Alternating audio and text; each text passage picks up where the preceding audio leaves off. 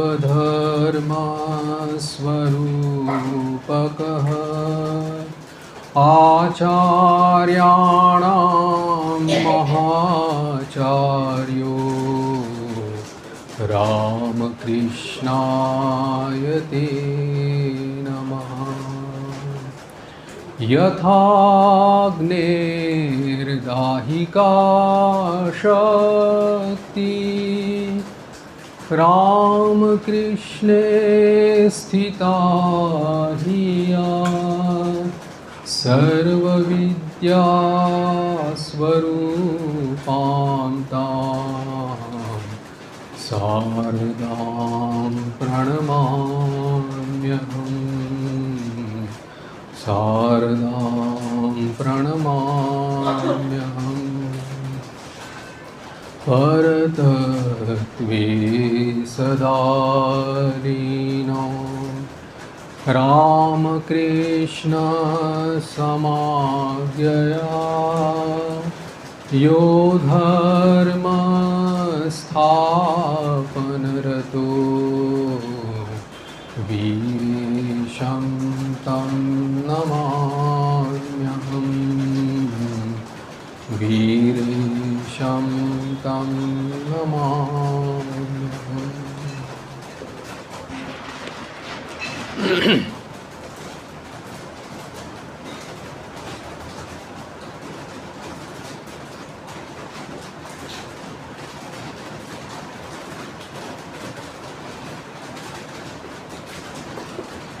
एक श्लोक है, तद्दीनम तद्दीनम दुर्दीनम मन्ये यद्दीनम हरिकथा आलाप वर्जितम मेघाच्छन्नम दिनम न दुर्दीनम। यानी कि मेघ बादल छाए हुए हैं, बरसात हो रही है, वो दिन दुर्दिन नहीं माना जाता। लेकिन जिस दिन हरिकथा नहीं होती वो दिन बेकार माना जाता है। तद्दीनम दुर्दिनम माना। हम लोग स्वामी विवेकानंद जी द्वारा विरचित श्री रामकृष्ण स्तोत्र के ऊपर चिंतन कर रहे थे। स्वामी जी द्वारा जो रचित मंत्र है, ये मंत्र की एक के बाद एक हम लोग चर्चा कर रहे थे। दो तथ्य बताना मेरी तरफ से रह गए, जो अभी आज बताऊंगा। पहला ये कि जब भगवान श्री रामकृष्ण देव के महासमाधि के पश्चात बरानगर की मठ की स्थापना हुई थी, और उस समय एक दिन की घटना है जहाँ पर श्री मास्टर महाशय शाम के समय उपस्थित थे बरानगर मठ में। स्वामी जी उनके गुरु भाइयों के साथ वहाँ पर रहते थे। तो शाम को ठाकुर की जो आरती होती थी, श्री रामकृष्ण कथामृत में उसका वर्णन भी है कि उस समय जय शिव ओंकार भज शिव ओंकार इस स्तोत्र का पाठ किया जाता था। फिर उसके बाद फरवरी 1898 में जब स्वामी जी ने नीलांबर बाबू के मकान में इस स्तोत्र की रचना की, तब भी केवल पहला जो मंत्र है खंडन भाव वंदन वो, और बाद में जो एकदम अंत में आता है वो जो नमो नमो प्रभु वाक्य मनातीत, और उसके बाद वाली जो लाइन्स है उसकी रचना की थी। इसकी जानकारी हम लोगों को मिलती है पूजनीय स्वामी प्रेमानंद जी महाराज शशि महाराज को एक पत्र में लिखते हैं, उसमें इसका उल्लेख किया गया है। श्री रामकृष्ण देव के इस पावन चरित्र के ऊपर लिखा हुआ ये जो स्तोत्र है, इसमें हम लोगों ने पिछले बार देखा कि अनंत भाव में श्री रामकृष्ण का भाव राज्य में जो सहज विचरण होता था, और भक्तों के साथ, हर भक्त के साथ, हर उपासक के साथ उसके भाव की जैसी लीला उनकी होती थी, उसको पूर्ण करके, उसकी तृप्ति करके, उसको पूरी तरह से परिपूर्ण कर देते थे। इसलिए उनको भास्वर भावसागर कहा था। भाव राज्य के सम्राट थे वो। एक भाव से दूसरे भाव में जाना, दूसरे भाव से तीसरे भाव में विचरण करना, ये उनके लिए बहुत ही सहज था। और वैसे ही हर साधक के साथ उस प्रकार का संबंध स्थापित करते थे। और इसीलिए कहा है, जैसे कि गीता में कहा है कि ये यथा माम प्रपद्यन्ते तां सदैव भजाम्यहम्। जिसका जैसा भाव, वैसे ही प्रभु उसके साथ वैसा ही भाव रखते हैं और उसको उसमें पूर्ण कर देते हैं। श्री राम कृष्ण भी इसी प्रकार से सभी प्रकार के उपासकों को अपने उसके भाव के अनुसार उसको पूर्ण कर देते थे। और उनको हम लोगों ने जैसे पीछे बार चर्चा में आया था कि प्रेम पाथर, कि साक्षात प्रेम स्वरूप, प्रेम की मूर्ति, सांद्रानंद घन प्रेम मूर्ति कहा था। क्योंकि भगवान का जो अवतरण होता है वो इसी के लिए होता है कि भगवत भक्तों के लिए, प्रेमी भक्तों के लिए प्रेम प्रदान करने के लिए होता है। जन्माष्टमी के समय भी इसकी चर्चा हुई थी, जहाँ पर भगवान को भूत भावन कहा है। सृष्टिकर्ता होने के कारण इस सृष्टि की तो भरण पोषण तो वो करते ही हैं, लेकिन प्रेमी भक्तों का जो पोषण होता है वो केवल उनके अहेतुकी प्रेम से होता है। उनके अहेतुकी भक्ति से वो उनके ऊपर जो कृपा बरसाते हैं, उसी से ही उनके प्रेमी भक्तों का पोषण होता है, उसी से उनकी तृप्ति होती है। जब तक ये आस्वादन नहीं होता तब तक उनके मन में संतुष्टि नहीं होती, उनको अपना मार्ग पुष्ट नहीं लगता। इसीलिए इस मार्ग में, क्योंकि ये प्रेम मार्ग है, तो इसीलिए भगवान अपना प्रेम प्रदान करके अपने भक्तों का पोषण करते हैं। इसीलिए उनको भूत भावन कहा था। इसके बाद इस प्रेम को या इस प्रेम रस का आस्वादन करने के लिए अगले इसमें कह रहे हैं कि भक्तार्जन युगल चरण, भक्तार्जन युगल चरण, भक्त लोग भगवान के श्री चरणों का आश्रय ग्रहण करके ही इसको लाभ कर सकते हैं। युगल चरण, श्री चरणों का आश्रय लेकर के, उनका श्री चरणों का दृढ़तापूर्वक आश्रय और उनके भावों का दृढ़तापूर्वक चिंतन, तन्मयपूर्वक चिंतन करना, इसी से ही इस प्रेम रस की प्राप्ति हो जाती है। इसीलिए यहाँ पर भगवान यानी कि श्री रामकृष्ण देव कहते हैं कि जो मेरा चिंतन करेगा वो मेरा ऐश्वर्य प्राप्त करेगा। जैसे कि एक पिता की संपत्ति का पुत्र अधिकारी होता है उत्तराधिकार सूत्र से, वैसे ही तो ठाकुर का ऐश्वर्य क्या है? ज्ञान, भक्ति, वैराग्य, विश्वास, प्रेम, ये सब उनका ऐश्वर्य है और उसका हम लोग अधिकारी हैं उत्तराधिकारी सूत्र से। इसीलिए कहते हैं कि जो मेरी चिंता करेगा वो मेरा ऐश्वर्य पालेगा। प्रमदादास मित्र बोल करके जो स्वामी जी के साथ जिन्होंने हम लोग पाते हैं कि पत्र व्यवहार किया है, बाद में काशी में रहते थे, ये बहुत बड़े पंडित थे। तो उन्होंने श्री रामकृष्ण देव के ऊपर एक स्तोत्र की रचना की है।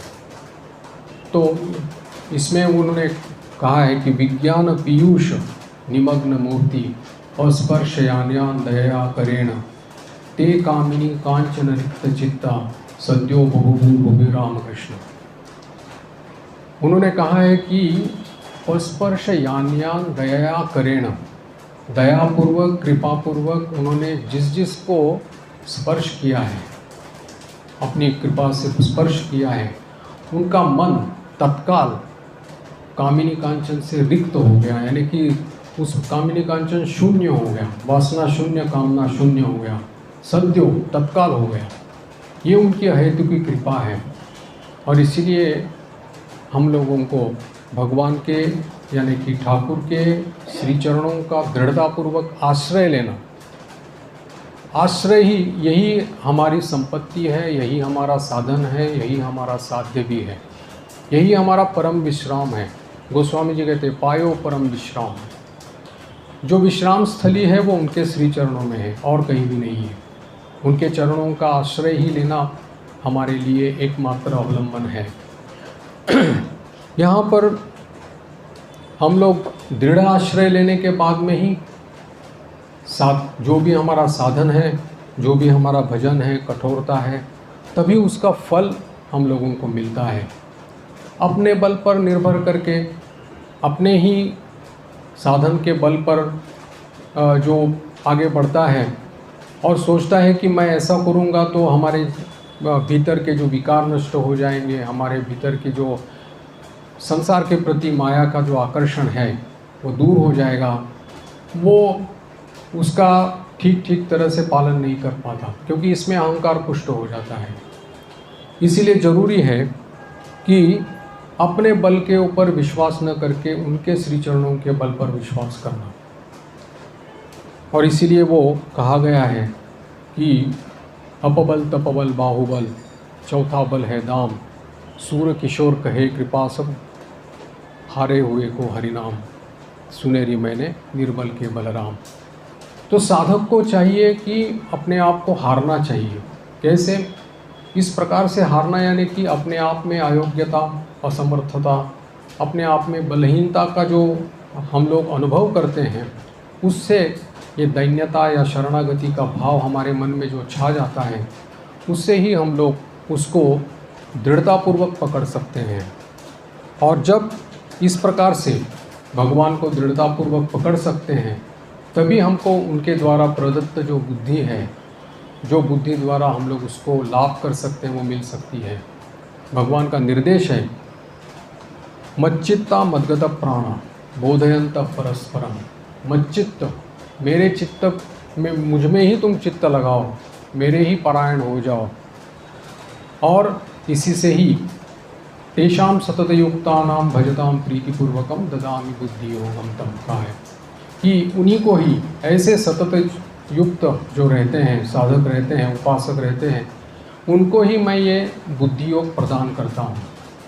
बुद्धि योग प्रदान करके फिर कि जिसके द्वारा भगवत प्राप्ति हो जाए, यानी कि मेरी प्राप्ति, ये न माम उपयांति थे, जिसके द्वारा मेरा लाभ, मेरे यानी कि भगवत लाभ हो जाए, वो बुद्धि मैं उसको प्रदान कर देता हूँ।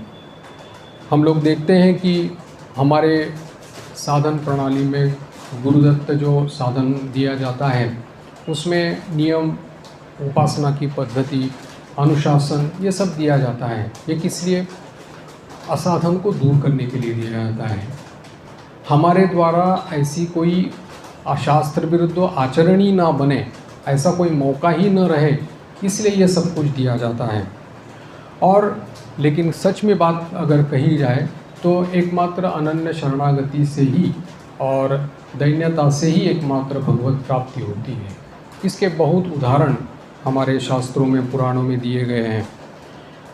ये जो अपने आप में असमर्थता का अनुभव जब साधक अपने भीतर करता है, जब वो देखता है कि सब तरह से वो हार जाता है, और फिर अनन्य शरणागत जब होने की, वो प्रभु के चरणों में अनन्य शरणागत होने की चेष्टा करता है, प्रयास करता है, तब उसकी वो विजय होती है जिसका नाम श्री रामकृष्ण है। क्योंकि उनके द्वारा प्रदत्त बुद्धि द्वारा ही ये सब कुछ संभव हो सकता है। भागवत में उदाहरण आता है गजेंद्र मोक्ष का। जब तक गजेंद्र नाम का जो हाथी था, उसको मगरमच्छ ने पकड़ लिया, उसने अपने ही जो साथी थे उनके ऊपर भरोसा किया कि हो सकता है ये लोग हमको मदद करें, लेकिन वो लोग उसकी कोई मदद उनके द्वारा नहीं हो गई। गजेंद्र ने फिर अपने बल पर 1000 साल तक उस मगरमच्छ के साथ में युद्ध किया, कोशिश की, लेकिन उसमें भी वो हार गया। और पर जब देखा कि वो उसका शक्ति क्षीण हो गई है, अब दुर्बलता छा गई है, अब कोई भी किसी भी प्रकार का उपाय उसको दिख नहीं रहा है, केवल सामने मृत्यु दिख रहा है, तब प्रभु कृपा से प्रभु की स्मृति उसके भीतर जागृत हो गई। और जैसे ही जागृत हो गई, जो कनेक्शन लग गया, जैसे ही कि लग गया उसका प्रभु का, वैसे ही उन्होंने पुकारा आर्तनाद से हरि करके, और वहाँ पर प्रभु को आने में बिल्कुल समय नहीं लगा, एक क्षण में आ गए और उन्होंने उसका उद्धार किया। तो ये जो भीतर में जब भी इस प्रकार का अहंकार गलित हो जाता है, जिस प्रकार से हमारे भीतर का अभिमान नष्ट हो जाता है, तब प्रभु को आने में देरी नहीं लगती। द्रौपदी जी को भी इसी प्रकार से हुआ था। जब उन्होंने सब उपाय देखे कि कोई किसी भी प्रकार का उपाय उनके काम में नहीं आ रहा है, तब उन्होंने आर्त भाव से जब गोविंद बोल करके पुकारा, तब पीताम्बर फहराते हुए गोविंद आ गए और उनके वस्त्रों में समा गए। वस्त्रावतार हो गया भगवान का।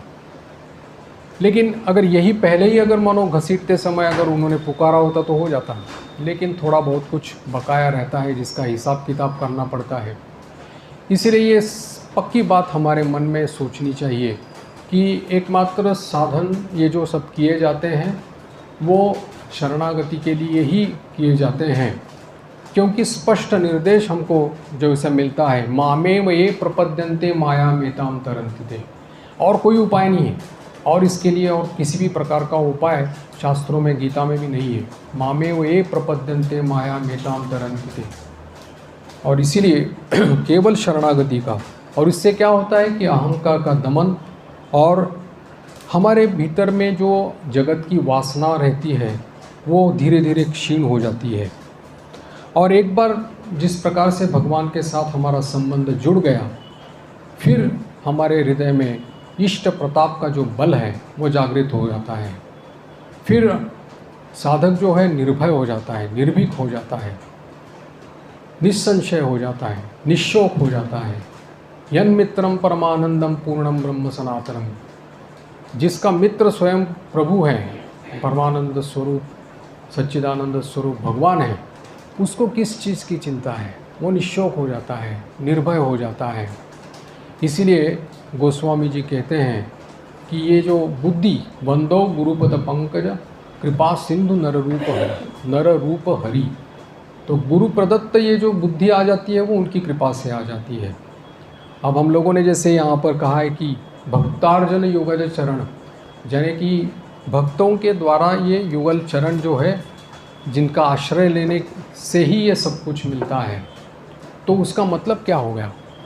थोड़ी सूक्ष्मता से अगर उसको देखें तो भक्ति के जो व्याख्याता है उन्होंने भक्ति के जो 4 स्तंभ बताए गए हैं, नाम रूप लीला धाम, ये चारों जो है, ये चारों स्तंभ जो बताए गए हैं, ये चारों भगवत स्वरूप है। इनमें से किसी एक का भी आश्रय, अनन्य आश्रय लिया जाए तो वो भगवत प्राप्ति कर सकता है, और चारों के चारों भगवत स्वरूप है। नाम रूप लीला और धाम, किसी एक में भी अगर अनन्याश्रय हो जाए तो भक्तार्जन युगल चरण, उनके श्री चरणों का आश्रय लेना मतलब क्या करना है? ये 4 जो उनके भगवत स्वरूप है, इनमें किसी का भी एक का अगर अनन्य आश्रय हम लोग ले लें तो हम लोगों को भगवत प्राप्ति हो सकती है। चाहे नाम का आश्रय ले लो, रूप का आश्रय ले लो, लीला का आश्रय ले लो, धाम का आश्रय ले लो, लेकिन एक इसका अनन्य आश्रय लेना चाहिए। भागवत में पुरोहित, मथुरा के जो पुरोहित थे, उनकी पत्नियों की कथा आती है। वहाँ पर वो पत्नियों की ने ऐसी कौन सी साधना की थी कि जिससे उनको भगवान मिल गए, उनकी झांकी मिल गई। उनके पति तो सभी पुरोहित थे, आचारनिष्ठ थे, क्रियाकांड करने वाले थे, अनुष्ठान करने वाले थे, लेकिन उनकी यही साधना थी कि जो ब्रज गोपियाँ वृंदावन से आती थी, उनसे रोज प्रभु की जो लीला कथाएं थी, लाल बिहारी जी की जो लीला कथाएं थी, वो तन्मय होकर उसमें सुनती थी कि आज प्रभु ने पूतना का वध किया, अघासुर का वध किया, बकासुर का वध किया, तृणावर्त का वध किया, आज कन्हैया ने ऐसा किया। इस प्रकार की जो अलग अलग लीलाएं हैं, रोज़ उनसे सुनती थी ये पुरोहित की पत्नियाँ, और इसी से ही उनके लीला में तन्मयता हो गई। लीला में तन्मयता हो गई तो उनकी चित्तवृत्ति जो हो गई, मुरारी पादार्पित चित्तवृत्ति हो गई। उसी से ही कृष्ण दर्शन की लालसा उत्पन्न हो गई, और कृष्ण दर्शन की लालसा जैसे उत्पन्न हो गई, मानो उनका भाग्योदय वहाँ पर प्रकट हो गया।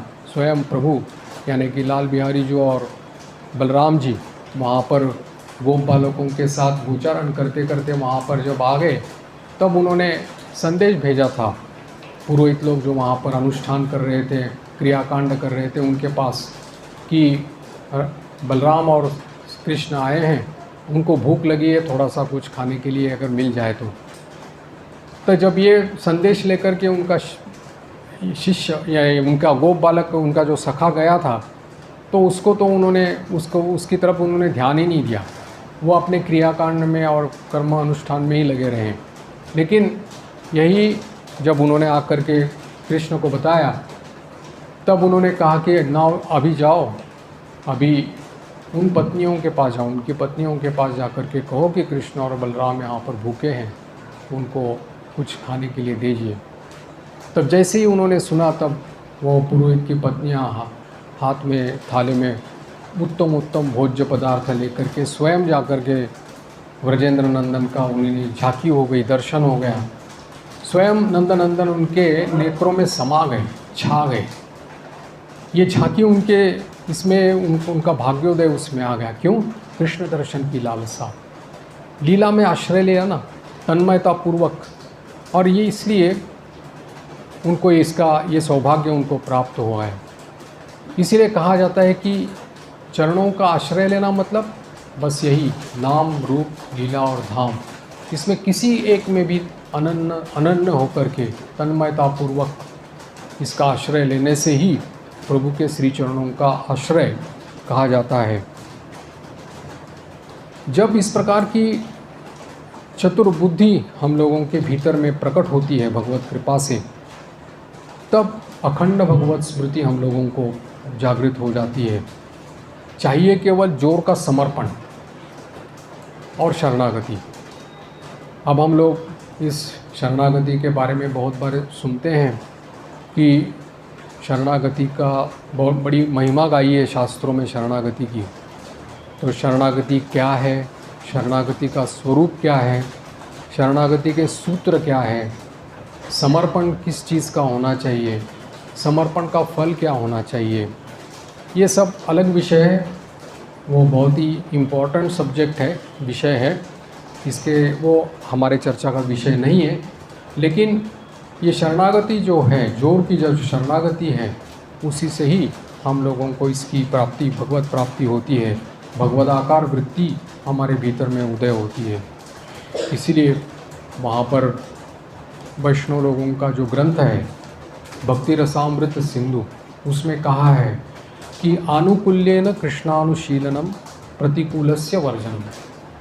प्रतिकूल जो है, यानी कि सीधा समीकरण ये है कि जो व्यवहार हम लोगों को भगवत विमुख कर देता है वो निषेध है, और जो भगवान के प्रति हमको ले जाता है, प्रेरित करता है, उत्साह देता है, प्रेरणा देता है, बस उसको हम लोगों को अपनाना है। ये सीधा समीकरण है, विधि और निषेध। निषेध मुख से हम लोग उस प्रतिकूल का त्याग करेंगे, और केवल त्याग मतलब मन से, शरीर से, वचन से, दोनों से, आचरण में भी उसको नहीं लाना है। और जब इस प्रकार की स्थिति जब बन जाएगी, तभी प्रतिकूलस्य वर्जनम हो जाएगा। भगवत के लिए भगवान की जो अनुकूलता है, अनुकूल्येन कृष्णानुशीलनम, ये जो कहा है, तो वो अनुकूलता अपने आप हम लोगों को प्राप्त हो जाएगी, क्योंकि हम लोगों ने प्रतिकूल का वर्जन किया है। जैसे श्री राम कृष्ण देव कहते थे कि संसार में विराग और ईश्वर में अनुराग, इसमें से केवल एक पकड़ने से भी नहीं होगा, दोनों ज़रूरत है। ईश्वर में अनुराग और संसार में विराग, दोनों साथ साथ चलने चाहिए, तब जाकर के ये जोर का समर्पण हमसे हो सकता है। इसलिए महाप्रभु श्री चैतन्य देव ने कहा है, त्रिनादपि सुनीचेन तरोरिव सहिष्णुता अमानिना मानदेव कीर्तनीय सदा हरि। ये कहा है कि त्रिनादपि सुनीचेन, ये होने से ही हम लोगों को भगवान का जो अपरूप रूप है वो देखने को मिलता है। यहाँ पर इसलिए उन्होंने कहा है कि ये जब हो जाता है, हमारे हृदय में इस प्रकार का भगवत प्रेम का प्रकाश हो जाता है, तब वो साधक की सतरति सर्वान तारयति कहा है कि सब लोगों को तार देता है, अपने आप भी तर जाता है और बाकी लोगों को भी तार देता है। तो इसीलिए तारण भवपार, ये तो क्या है, इससे भी उसका भाव राज्य में, प्रेम राज्य में प्रवेश होता है, और जिसकी वजह से ये जितनी भी मुक्तियाँ कही गई है, सायुज्य, सालोक्य, सारूप्य, सामिष्ट और सार्ष्टी, ये सभी जो मुक्तियाँ कही है ये भी तुच्छ हो जाती है उसके सामने में, क्योंकि एक बार प्रेम रस का आस्वादन अगर उसको मिल जाता है तो ये एक बड़ी अवस्था, ऊंची अवस्था है। लेकिन इसके लिए हम लोगों की तरफ से जो करना चाहिए वो यहाँ पर स्वामी जी ने इस मंत्र में बताया है। इसके बाद में चलते हैं अगले मंत्र में, जहाँ पर कहा है कि जृंभित जुगईश्वर जगदीश्वर योग सहाय निरोधन समाहित मन निरखित व कृपाय। जृंभित, जृंभित शब्द का अर्थ है प्रकट हुए हैं। कौन? जगदीश्वर। जगदीश्वर साक्षात प्रकट हुए हैं। कैसे? युगावतार के रूप में प्रकट हुए हैं। और योग सहाय, हमारी योग की साधना को, यानी योग के लिए जो भी ज़रूरत है उसकी सहायता के लिए वो प्रकट हुए हैं। युगावतार का जो अवतरण होता है वो युग प्रयोजन की पूर्ति के लिए होता है। उस युग के लिए जो आवश्यकता होती है, उस आवश्यकता के लिए जो भी जरूरी है वो सब उनके साथ ही साथ वो श्री यानी विद्या का ऐश्वर्य उनके साथ ही प्रकट हो जाता है, उनकी जो प्रकट लीला में। इसलिए कहा है कि जृंभित युग ईश्वर, युगावतार होकर के वो प्रकट होते हैं युग प्रयोजन की पूर्ति के लिए। और अकेले नहीं आते, सांगोपांग अवतरण होता है, अपनी शक्ति को ले आते हैं, अपने पार्षदों को भी वो वहाँ पर ले आते हैं। किस लिए? कि इस युग प्रयोजन की पूर्ति के लिए। तो फिर क्या अन्य अवतार जैसे उसके पहले भी हुए वह होते जाएंगे, तो उनकी महिमा, तो उसके बारे में वो कहते हैं, ठाकुर स्वयं कहते हैं कि बादशाही अमल का पैसा नवा भी अमल में नहीं चलता। यानी कि उस युग के लिए जो ज़रूरत रहती है, क्योंकि हर युग में लोकाचार ये सब कुछ बदलते रहते हैं, नियम बदलते रहते हैं। हर युग में अपनी अपनी मनुष्य की जो क्षमता है वो बदलती रहती है। इसीलिए उस युग के लिए जो ज़रूरी रहता है, तो वो उस युग की पूर्ति के लिए वो उस शक्ति का प्रकाश उनमें प्रकट होता है। हालांकि इस प्रकाश को समझना किसी के लिए भी संभव नहीं हो पाता। नमे विदुस्सुरगणाम कहा है, प्रभवम न महर्षय अहम आदिर ही देवानाम महर्षिणाम च सर्वशः। क्योंकि मैं ही आदि कारण ईश्वर हूँ, इसलिए मेरा प्रभाव कोई नहीं जान सकता। वैसे ही प्रभु का जो प्रभाव है, यानी कि जो जिस शक्ति को लेकर के वो प्रकट होते हैं, उस शक्ति को समझना या उस शक्ति का मापदंड हम लोग कभी नहीं कर सकते। स्वामी जी ने वो इसलिए उनको युगावतार जो कहा है, वो इसलिए कहा है कि युगावतार के साथ साथ विशेष शक्ति का प्रादुर्भाव होता है। स्वामी जी ने ये भी कहा है कि श्री रामकृष्ण देव के आगमन से ही सत्ययुग आरंभ हुआ है, और उनके आगमन से ही उनके प्रार्थना से ये विश्व की जो ब्रह्म कुंडलिनी जो है वो जागृत हो गई है। अब वो जागृत हो गए तो फिर इंडिविजुअल कुंडलिनी जो जागृत होगी, इसमें कोई आश्चर्य नहीं। इसीलिए उन्होंने कहा था कि समस्त, यानी कि जितने भी देवी देवता, उनके समस्त घनीभूत अवतार जो है वो श्री रामकृष्ण देव है, समष्टि है, सभी अवतारों की समष्टि मानो है। क्योंकि इस बार उस विशेष शक्ति का प्रादुर्भाव यहाँ पर हुआ है, जिसके द्वारा पूरा जगत कल्याण, क्योंकि उनका आगमन जो होता है वो केवल 2-4 लोगों के लिए या केवल पार्षदों के लिए नहीं होता। इसलिए माँ ने भी जो प्रार्थना की थी उसमें ठाकुर को कहा था कि तुम तो आए, अपने सभी सांगोपांगों के साथ लीला किया और चले गए, तो फिर इतने कष्ट करके आने की क्या आवश्यकता थी। तो इसलिए ये सब कुछ मठ मिशन या श्री रामकृष्ण भाव और आदर्शों को अक्षुण्ण रखने के लिए, अव्यवहित रखने के लिए, और आने वाली जो जितनी भी पीढ़ियां हैं उनको ये सब कुछ उत्तराधिकारी सूत्र से सब कुछ देने के लिए वो यहाँ पर प्रकट हुए थे। इसलिए विशेष शक्ति का प्रादुर्भाव हुआ है। पूज्यपाद स्वामी ब्रह्मानंद जी महाराज भी इसी युगावतार के आने पर, ठाकुर के युगावतार होने पर बहुत जोर देते हैं। एक बार जब वो बलराम मंदिर में अपनी अंतिम शैया पर थे, लेटे हुए थे, तब मास्टर महाशय उनके पास जाते हैं और पूछते हैं कि कैसा लग रहा है आपको, कैसे हैं आप, स्वास्थ्य कैसा है। उसका उत्तर उन्होंने नहीं दिया और कहा कि मास्टर महाशय को कहा कि मास्टर महाशय इस बार ठाकुर आकर के उन्होंने जीवलोक और शिवलोक के बीच में एक ब्रिज बना दिया है, सेतु। जैसे जिस सेतु से यानी कि उसका अनुगमन करके भक्त लोग सीधा भगवान का दर्शन कर पाएंगे। इसलिए वो अपने शिष्यों को भी कहते थे कि ठाकुर युगावतार होकर के आए हो, अब लग जाओ, साधना में लग जाओ, अब अभी हो जाएगा। बस केवल दरवाज़ा लगा हुआ है, अंदर से कुंडी भी नहीं लगी है, बस धक्का लगा दो, सामने से ही भगवान का विग्रह दिखाई पड़ेगा। इतना सरल उन्होंने करके रखा है। हालांकि भगवान ठाकुर ने जो अभूतपूर्व साधना की थी, उसके बाद उन्होंने कहा था कि ये सब कुछ तैयार है, बस तुम लोग खाने के लिए बैठ जाओ। मैंने 16 आना किया है, 1 आना तुम करो। और सब कुछ उन्होंने हम लोगों के लिए बताया। वो किस लिए? ये जगत कल्याण के लिए। विशेष शक्ति का आविर्भाव उनके द्वारा हुआ है, इसीलिए उनको युगावतार कहा है। और ठाकुर की इस युगावतार होकर के जो शक्ति प्रकट हुई है, वो पूर्व इसमें अवतारों में कभी नहीं हुई थी। अब ये तो स्वामी जी का स्टेटमेंट है, यहाँ पर कहा है।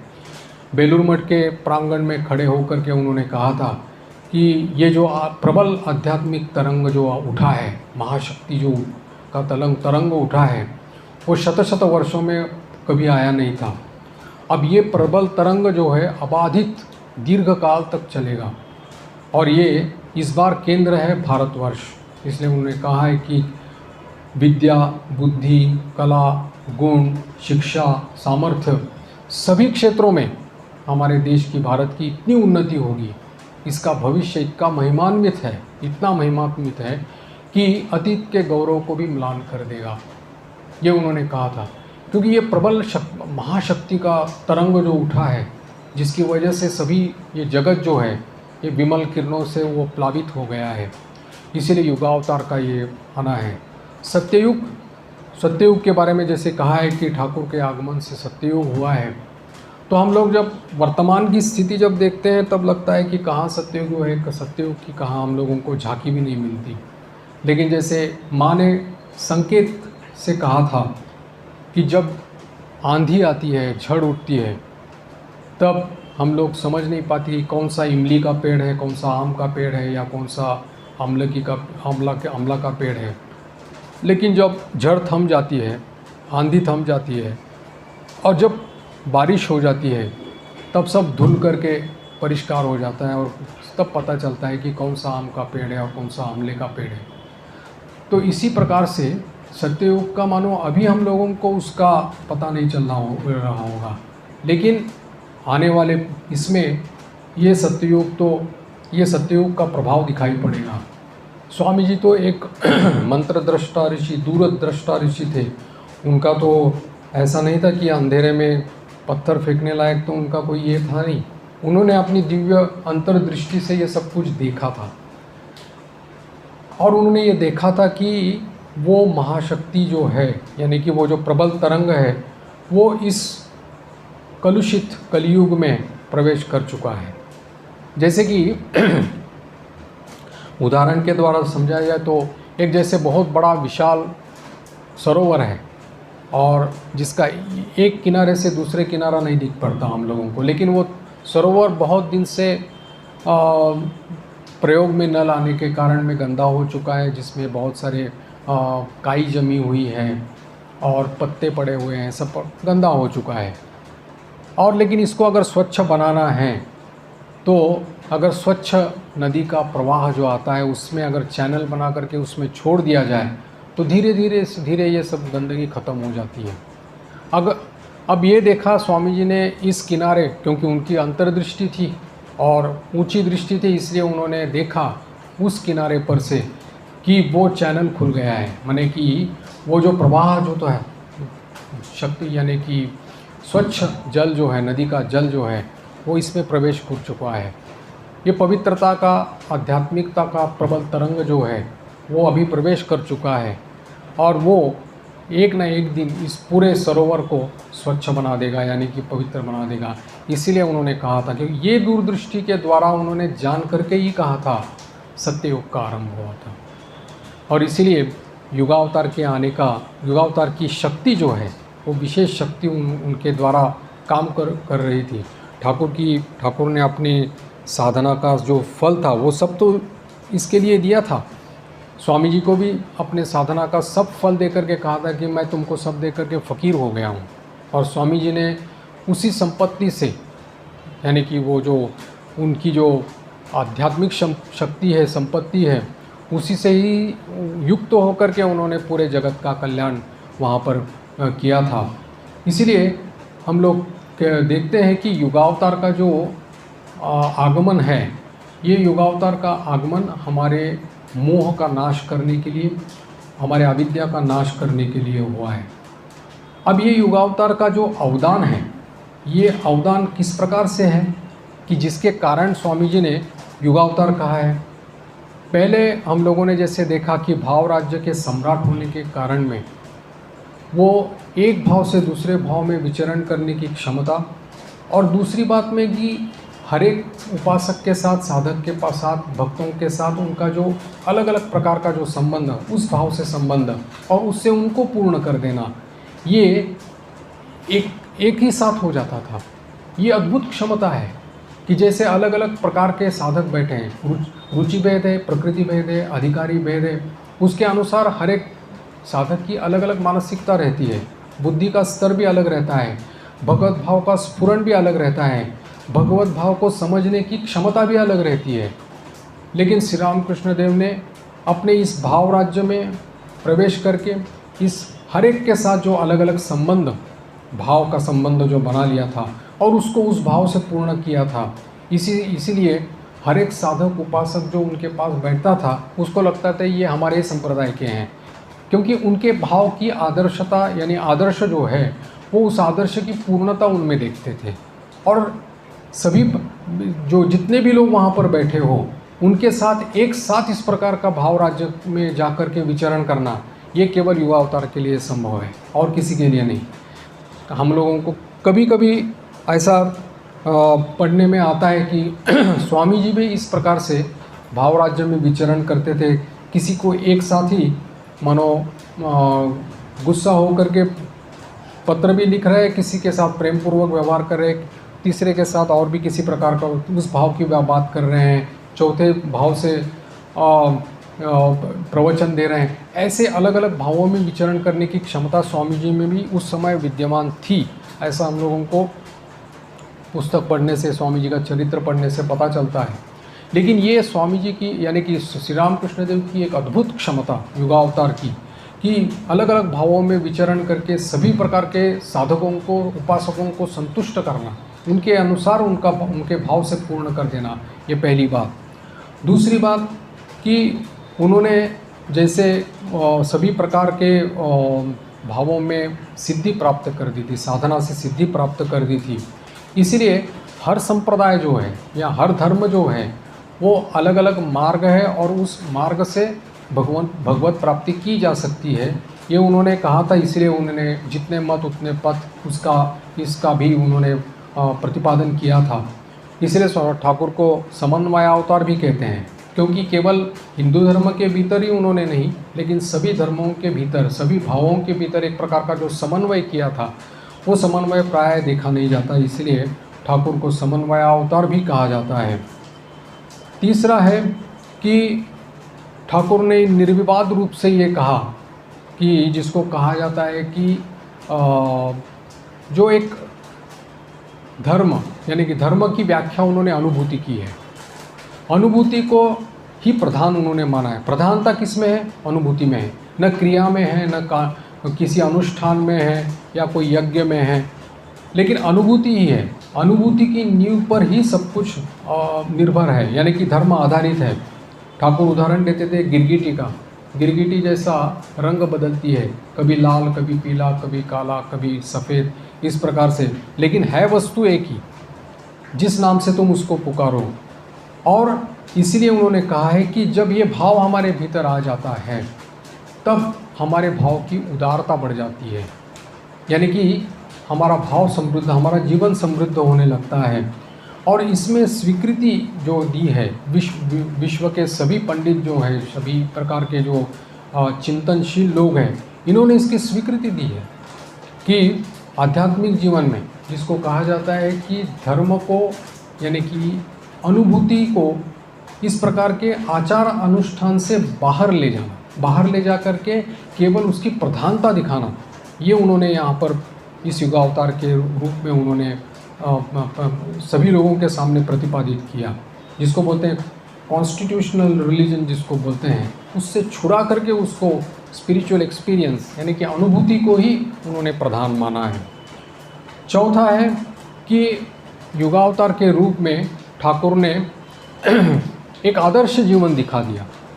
आदर्श जीवन, कौन सा आदर्श जीवन? एक ऋषि आदर्श और एक सन्यासी का आदर्श, दोनों उनमें विद्यमान थे। अब उन्होंने अपनी श्री माँ शारदा देवी को पाणी ग्रहण करके अपनी विवाहिता पत्नी के रूप में ग्रहण किया था, इसीलिए वो तथाकथित रूप से गृहस्थाश्रम में थे, लेकिन किसी भी प्रकार का संबंध उनसे नहीं था और केवल भगवत भाव में ही विभोर, भगवत भाव में ही डूबे रहते थे।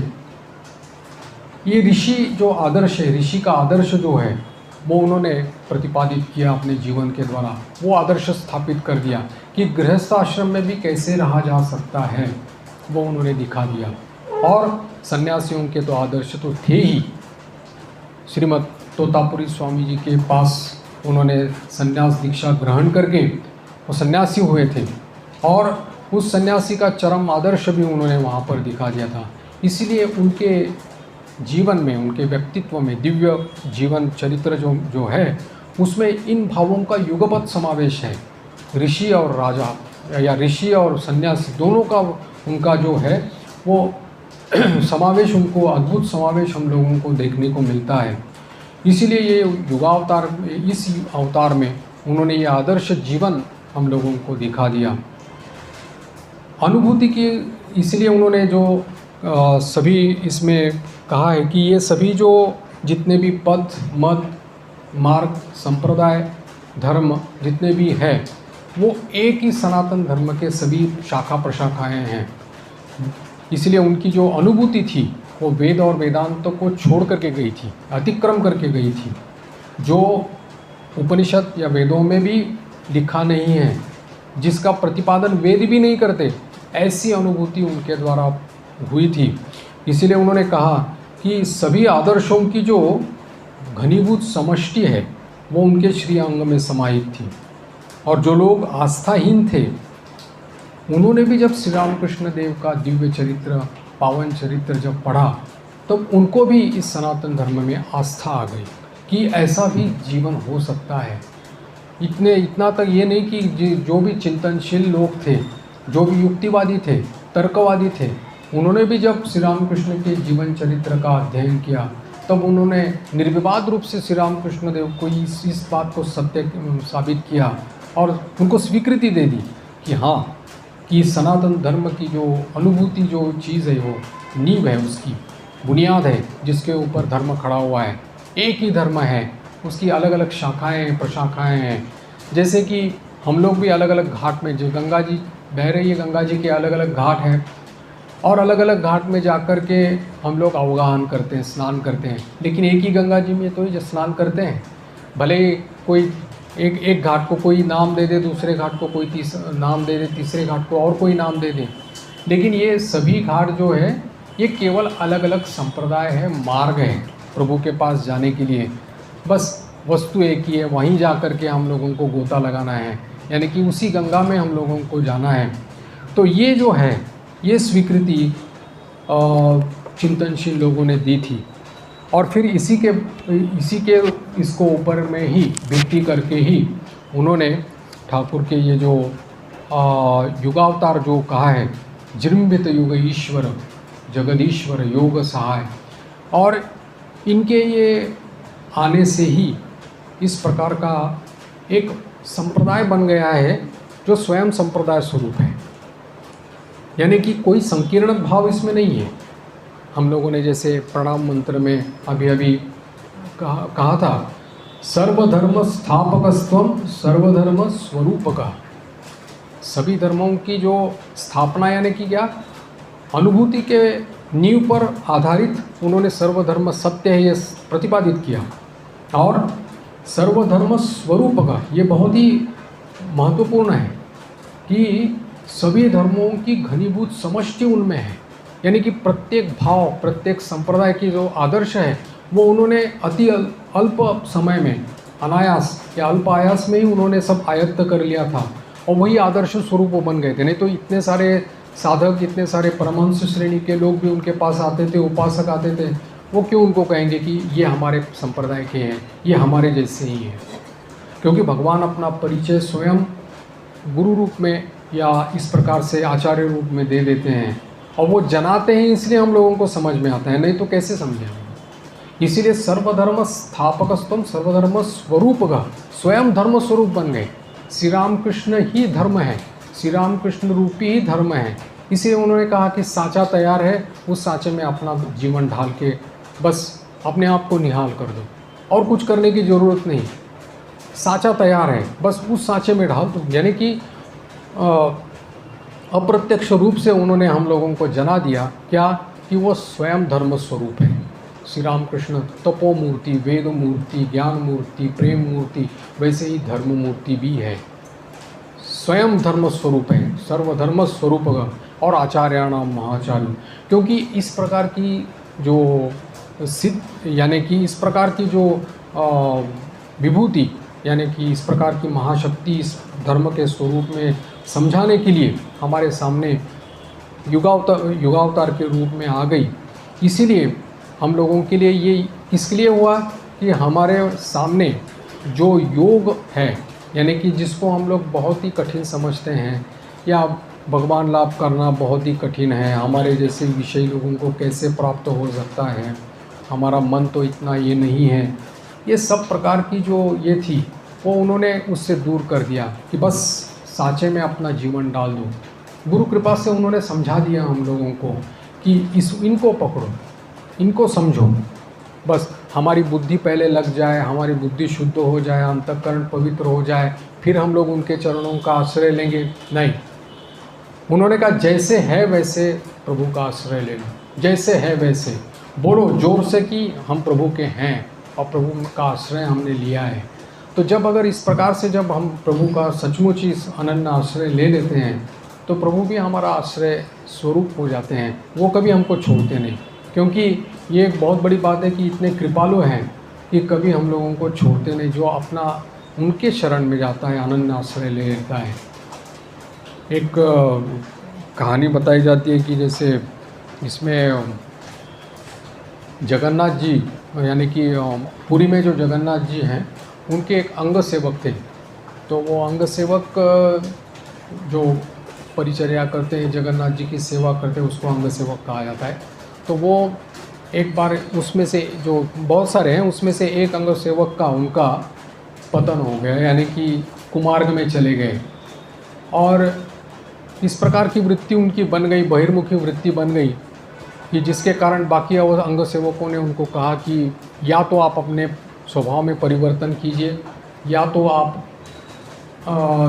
इस मार्ग में आ जाइएगा, लेकिन इस प्रकार का चरित्र भ्रष्ट होकर के प्रभु की सेवा नहीं हो सकती। तब उस अंग सेवक ने ये कहा था कि मैं जो मार्ग मैंने अभी लिया है, यानी कि कुमार्ग लिया है, उसी का ही मैं निर्वाह करूँगा, मैं वापस नहीं आऊँगा। और वो सचमुच वहाँ से निकल गए, उनका उसी का मार्ग करते, यानी कुमार्ग में चलते रहे और उनका शरीर भी चला गया। जब शरीर चला गया तब जैसे कि संस्कार किए जाते हैं, अंत संस्कार किए जाते हैं, उसके पहले श्री जगन्नाथ जी उसके जो प्रधान अंग सेवक थे उसके सपने में आए और उन्होंने कहा कि वो जो मेरा पार्षद, यानी कि जिसने मेरी सेवा की है, उसकी उसी तरह से अंत संस्कार करो जैसे कि एक अंग सेवक का होता है। प्रधान अंग सेवक बहुत ही आश्चर्य लगा उनको। उन्होंने प्रभु से कहा कि ये कैसे हो सकता है, जो चरित्र भ्रष्ट हो गया है उसको प्रभु आप कह रहे हैं। जब हमने उनके सामने प्रस्ताव रखा था तब उन्होंने बहिर्मुखी वृत्ति अवलंबन की, कुमार्ग का अवलंबन किया, आपकी सेवा छोड़ दी, आप उसके लिए बोल रहे हैं। तब प्रभु ने कहा था, जगन्नाथ जी ने कहा था कि उसने तो मुझे छोड़ दिया लेकिन मैंने तो उसको नहीं छोड़ा, इसलिए मेरा अंग सेवक है, तुम उसी तरह से उसका अंत संस्कार करो जैसे कि एक अंग सेवक का होता है। ये दयालुता है, ये भगवान का अहेतु की प्रेम है, अहेतु की कृपा है कि जब हम उनका आश्रय लेते हैं तब वो हम लोगों को छोड़ते नहीं हैं। चाहे भले ही किसी भी प्रकार से, चाहे हमारे जीवन में रुक्षता आ जाए, प्रतिकूलता आ जाए, संकट आ जाए और नाना प्रकार के रोग शोक मोह जो भी आ जाए, वो सब हमारी मन को साफ करने के लिए, शरणागति लाने के लिए, हमारे मन को पिटाई करके, अहंकार को दूर करके हमको शरणागत बनाने के लिए ये सब कुछ किया जाता है। ये पक्का समझना चाहिए। इसलिए किसी भी प्रकार की मन में ये न रख करके उस बुद्धि का व्यवहार हम लोगों को करना चाहिए जिससे हम लोगों को प्रभु की शरणागति मिल जाए। इसलिए यहाँ पर कहा योग सहाय कहा है, निरोधन समाहित मन निरखित व कृपा है। और ये सभी जगह से मन समाहित होकर के, निरोध का मतलब है कि वृत्ति का निरोध, यानी कि विषयों से आकर्षण जो रहता है उसे हटा करके अपने आप क्षीण हो जा करके केवल और केवल प्रभु में ही मन समाहित होना, ये केवल प्रभु आपकी कृपा से ही संभव हो सकता है। आपके द्वारा प्रदत्त चतुर्बुद्धि द्वारा ये हो सकता है, क्योंकि साधक जो रहता है वो अच्छी तरह से जानता है कि मुझे साधना क्या करनी है। साधना में जैसे हम लोग कहते हैं कि विधि और निषेध क्या है, ये करना है और ये नहीं करना है, ये शास्त्र विरुद्ध है, ये धर्म विरुद्ध है, ये गुरु के वचन के विरुद्ध है, संतों के वचन के विरुद्ध है, ये हमको नहीं करना है। ये विवेक उसमें ज़रूर रहता है। हालांकि मोहवश उसको वो अनुसरण नहीं कर पाता, ये उसकी दूसरी बात है, लेकिन ये तो उसको ज्ञान रहता है, ये विवेक उसमें रहता है। इसीलिए उन्होंने कहा है कि केवल उनकी कृपा की तरफ देखते हुए, उनके चरणों का आश्रय देखते हुए इसको निरोधन समाहित मन निरखित व कृपा है, यानी कि उनकी ही कृपा से हम लोग अपना मन जो है समाहित करके प्रभु की ही श्री चरणों में लगाए और अपना जीवन सार्थक करें। शेष चर्चा अगले रविवार को करेंगे।